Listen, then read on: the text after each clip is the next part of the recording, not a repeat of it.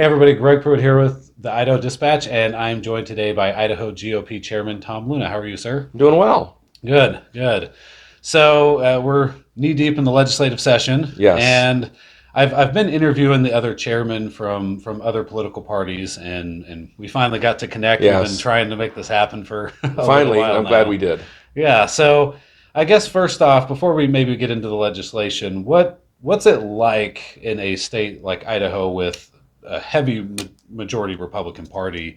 What's it like to be the chairman of the largest party in the state of Well, Idaho? it's a big responsibility, and it's one I take very serious. When I ran for chairman of the party, recognizing that it's the largest political party and the most powerful political party in Idaho, and in many cases in the country, when you compare the influence the Republican Party has in Idaho, there's not very many states that compare. That brings obviously a lot of opportunity, but also it can create some unanticipated consequences. We want this tent to continue to grow, and sometimes I think when you're a large party like we are, people can become complacent. So when I ran for party chairman, I made it clear that I want a growing tent. And I recognize, and we should all recognize, that we agree on 80% of the issues, and if somebody agrees with me 80% of the time, that they're my ally, they're not my enemy. I'm paraphrasing Ronald Reagan there, right? We've heard this before, and so our goal is to continue to grow this party, and that it's easy when you're a large party with the influence we have, but also, like I said, there's some unintended consequences of that, of taking things for granted and not keeping your eye on the ball. I'm determined that we don't do that. Yeah, so you talk about the tent, and maybe in a state like Idaho, as you mentioned, because the GOP is so Yeah, large, and the Democrats and other political parties are very minute as far as their ability to maybe control the legislature or county chairs or whatever it is. Uh, that tends to lead to maybe more internal oh, battles absolutely. between inside that tent, right? On people within there going, "Hey, we need to do it this way, we need to do it that way." So, what has that been like as the chairman trying to balance that out and trying to keep everybody on the same path going Well, forward? especially in the middle of a primary season, right, where you have, and because of redistricting, you've got a lot of people running for office, and you've got legitimate candidates in both races, or legitimate candidates that are running against each other in races, right, and for the Republican nomination. One of the things that we have to keep our eye on is the fact that there are examples across the country of states that were very red states: Colorado, New Mexico, Nevada, Arizona. And now we see, for example, Colorado is a blue state, and I don't see a scenario where it turns purple or red anytime soon. And so, how did that happen? There was a time when Colorado, all of their constitutional officers were Republican. All but two of their U.S. congressmen were Republican. They had a majority in the House and in the Senate. Both their U.S. senators were Republican. Sound familiar? That's Idaho today, right? And but now we see that they are a blue state. There's a book called The Blueprint, and I would recommend that anybody that is a political junkie or has curiosity should read it. But it's the story of how the Democrats flipped Colorado from a red state to a blue state, and then how they realized they had developed a formula, and the question they were asking is, would this work in other states? So they took that formula to Nevada and to New Mexico and Arizona. They're doing it in Texas, right? And so, what are the characteristics of those states? Colorado, Nevada, New Mexico, Arizona. They were fast growing states.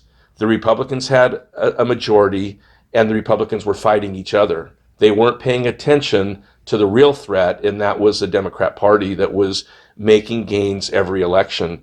And so Idaho's on their cross in their crosshairs now, because we're a fast growing state, by many measures the fastest growing in the country. We have the Republicans dominate the elected offices across the state at almost every level. And in my opinion, there's too much infighting, and we're not recognizing that the biggest threat is not our fellow Republican. It's the agenda of the liberal Democrats. And they're here, they're in force, they have more money than we do, they have more paid staff in Idaho than we do. and we can't assume that we're going to be immune to this effort they've done in other states and been successful. What would you say to those who say that, in states like Colorado, Arizona, maybe that were Republican, but the Republican gap in Idaho is much larger than it is there, and so the threat of Idaho turning into Colorado just isn't there because there's just way too many No, the Republicans. threat is there. I understand that people have a hard time seeing the how this plays out in the near future, but just in the last election, the Republicans won a majority of the races again, but our margin of victory shrunk by 7%. Right? There was 100,000 more Democrats that voted in the last presidential election in Idaho. And if those 100,000 show up in a non-presidential election, then it's a game changer, right? So we have to make sure that there was 100,000 more Democrats that showed up and voted, but there was also a huge increase in the number of Republicans that showed up and voted. We have to make sure that we continue to outpace and outwork the Democrats, because it is a party that is growing. And what their message is they reach out to the new people in the state, right, that are coming here from California, from Oregon, from Washington, really many of them political refugees. And they're leaving these blue states that they find they have little in common with. So we celebrate the fact that most of them that are moving here do identify themselves as Republicans. But we want to make sure that when they move here, the first time they hear about the Idaho Republican Party, it's from us, not from something they read in the paper or something they hear on the news. And because what the Democrats will try to tell them is, welcome to Idaho. This is a great place. But the politics, it needs some work. And so work with us and not the Republicans. Join us and we'll make the state even better. We have to push back against that message and make sure we don't let that happen. Okay. So, kind of going back on this blueprint that you brought up, what are some of the specific, I guess I don't want to use this in a bad way, but like threats, so to speak, or trends maybe is a better word, that you see on the outside that are reminiscent of what happened in those other states? Is there stuff like that going on in Idaho right Sure. now? One thing is the Democrats have more money than we do, and most of it's coming from out of state, and most of it's coming from entities other than individuals. There's nothing illegal about it, right? But the fact is they're able to draw on resources from outside the state to fill the coffers here in Idaho. Not far from here, just right down the road here in downtown Boise, the Democrat Party rented over 4,000 square feet of prime real estate, multiple offices, and a multi-year lease. So they're not going anywhere, and they've got lots of money to spend, and now they're filling it with staff, right? They're opening up satellite offices in eastern Idaho and north Idaho. So they're playing the long game. They see opportunity here. They see growth.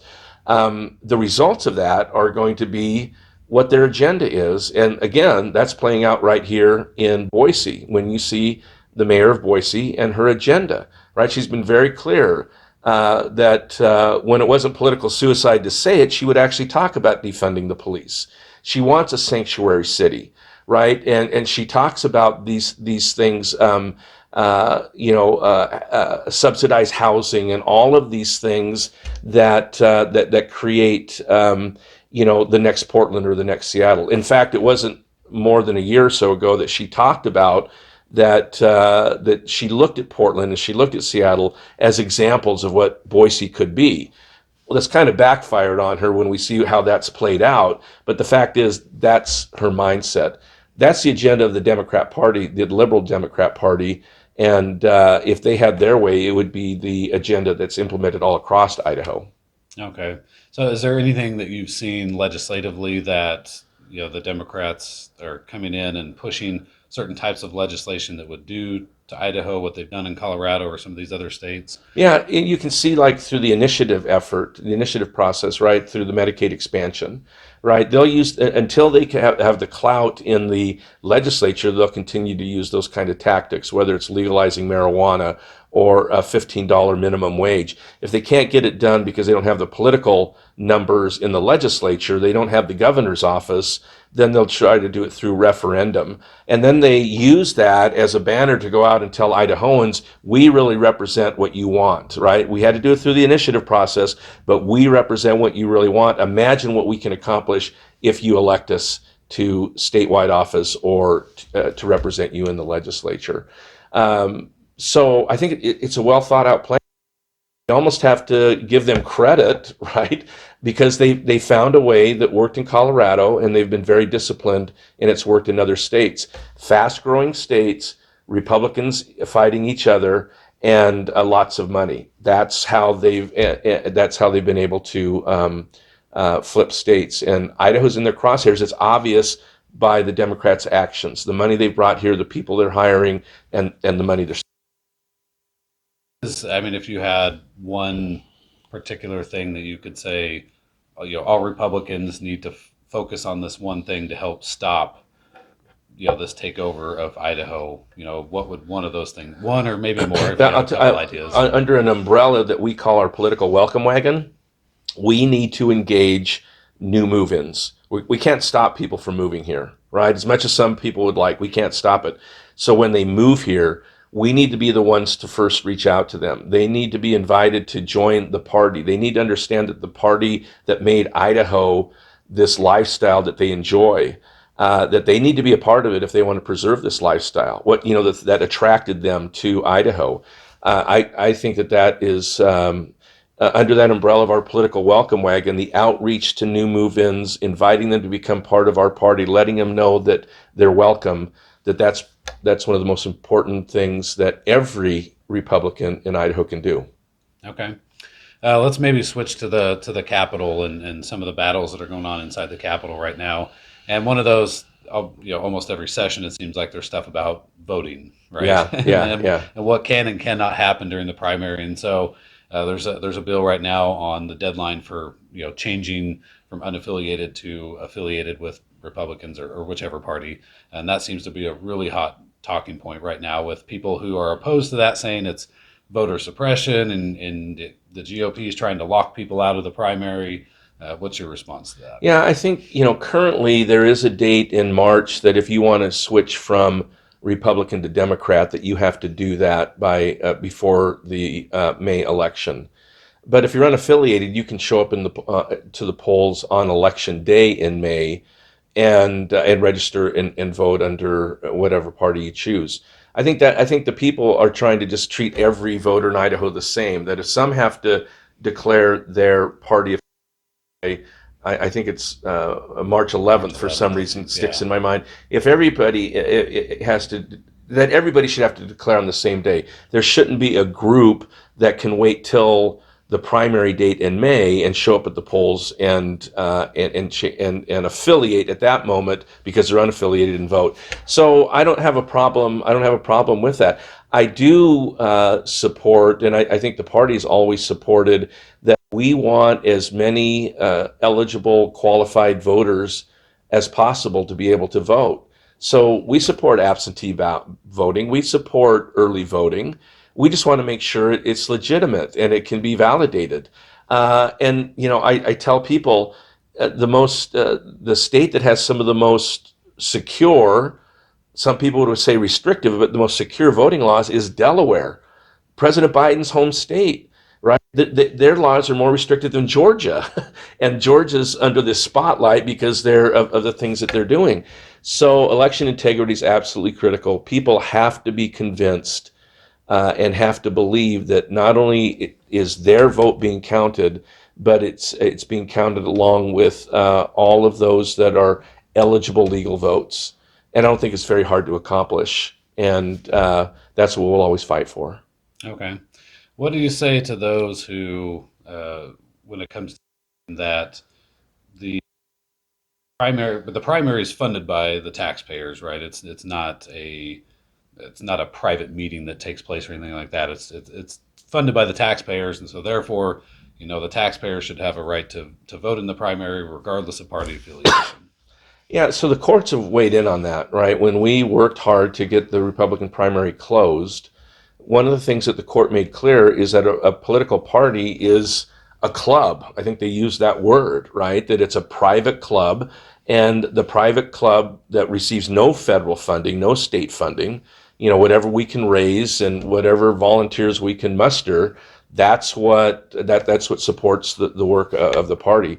And if you're a private club, you can write your own bylaws. You can decide who can and who can't participate, and that's what we've done, right? And I'm a strong supporter, excuse me, of closed primaries, um, because I think we should be able to choose our own nominees.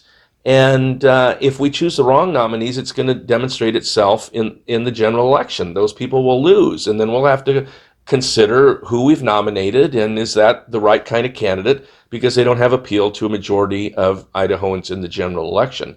So I tell people, if they're frustrated with the candidates that are being successful in Republican primaries, don't try to muck around in our primaries. Don't try to cheat or influence, but get behind your own candidate. Work hard, knock on doors, raise money for that person, and get votes out to support them. That's the hard work of getting somebody elected. I've been a candidate. I know this, right? And so that I guess that would be my answer to those that are concerned that the Republican Party should open itself up and let people that have no interest in what's best for the Republican Party deciding who our candidates are. I don't think that's right, and we'll bear the consequences of the people that we nominate to be on the general ballot. And if, if we're nominating people that can't get a majority of Idahoans to support them, then we're going to have to reconsider, the people that we're selecting in our primaries. But so I think that we have the right to close our primaries. We have the right to determine our own bylaws and how we'll conduct ourselves. And I give Democrats the same latitude to do the same. And I'm comfortable with that. Okay. I've in having this discussion with a number of other people, and that discussion comes up that it's a private club, it's a private organization. Would the GOP support something where the law changed to where, okay, now the taxpayers aren't funding it, but the GOP, the party, would fund it, and the people that are a part of that club would fund it if it's a private thing rather than having the taxpayers fund it? Yeah, I don't know how I think that those things were happening years and years ago, back at the time the country was first growing and maturing, and I think they realized that was fraught with all kinds of peril because of the shenanigans that could happen. But the government, the state, engages in primaries because we need to assure that there's integrity in how those candidates are chosen, because those are the ones that are going to end up on the general ballot. So, those conversations can take place, and we would definitely be part of them. But I think the system we have right now works. But you just have to be willing to work yourself. You got to go out there. You can't sit on the sidelines and complain that you don't like the quality of the candidates that one party is producing. If that's the case, then get involved and raise the money, knock on the doors, get the voters to turn out, find the candidate that represents your views, and work your tail off to get them elected. That's how this happens. Okay. What are some of the other big issues the GOP is focused on this legislative session? Education's always grocery tax has been a big debate this session.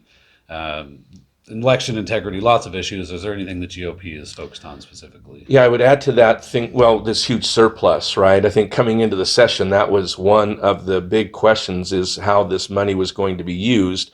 First, identifying how much of it is ongoing, and therefore the legislature would be committed to ongoing spending, and how much of it was one time. So I think my thoughts are, and I think the Republican Party has demonstrated this, the legislature, is when you have this size of a surplus, a good portion of that is the result of the fact that we were just overtaxed.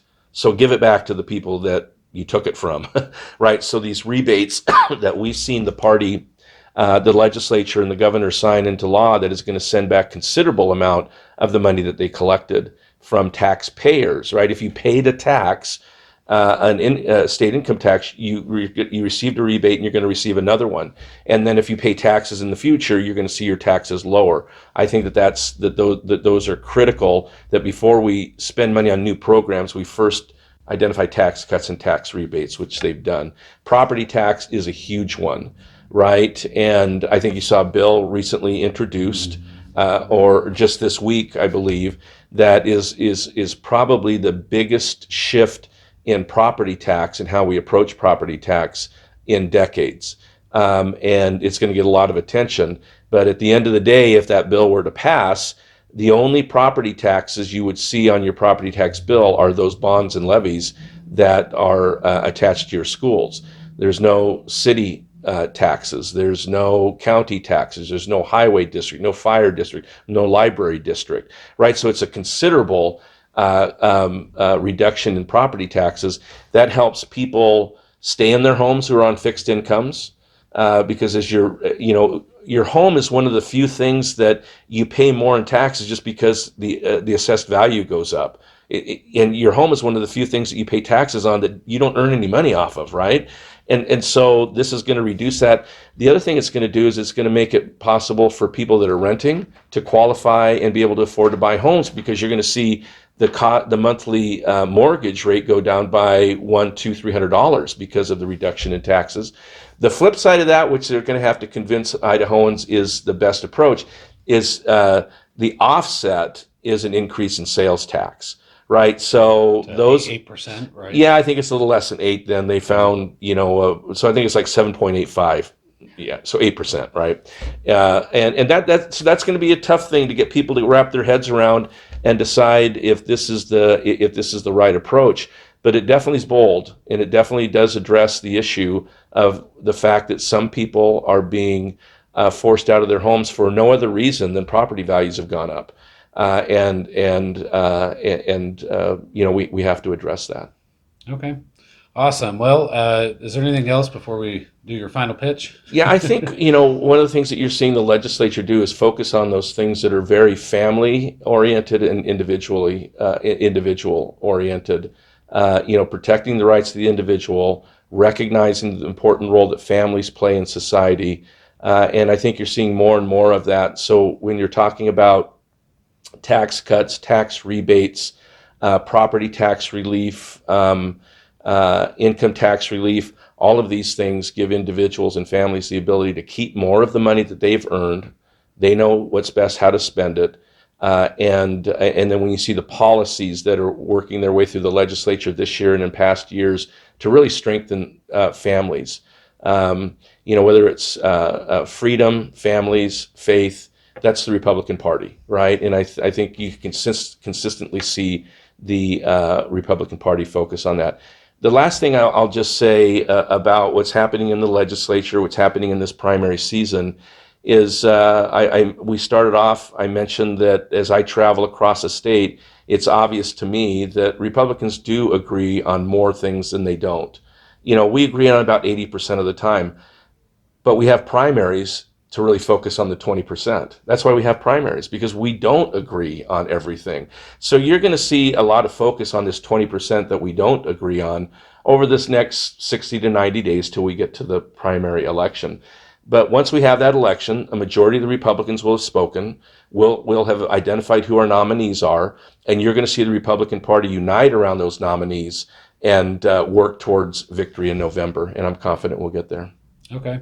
Well, the last thing that we do with candidates and leaders of groups and all that kind of stuff is give them an opportunity to address the crowd, so to speak, and the viewers. So if you want to give your pitch to Idahoans, and then you can talk about your website and yeah, sure. whatever help they need. So, well, first off, Greg, thanks for the opportunity to participate in this. And I know you've talked to a lot of the other party leaders and political leaders around the state. So I think it's a great service. Folks, I would just encourage you to go to idgop.org. You can learn a lot more about what I have been talking about with Greg. You can also see opportunities where you can engage in the party, and you can help influence the future of the party. We're a fast-growing party. Our Young Republicans is the fastest growing young Republican organization in the country. So there's a lot of opportunities for young people to engage. And we need a lot of help. We need a lot of volunteers.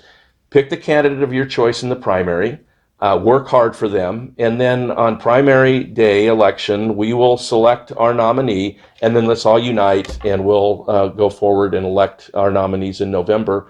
and we'll continue to make Idaho the great place that is attracting so many people and the state that you and I love. Thanks. All right. And did you have your website there? Yeah, I'll say it one more time, idgop.org. Okay. If you didn't say it, I didn't Yeah, remember. I said it at the very beginning. Okay. So. Awesome. Well, thank you, sir. Yeah, Appreciate thank your you. time. All right, thank you.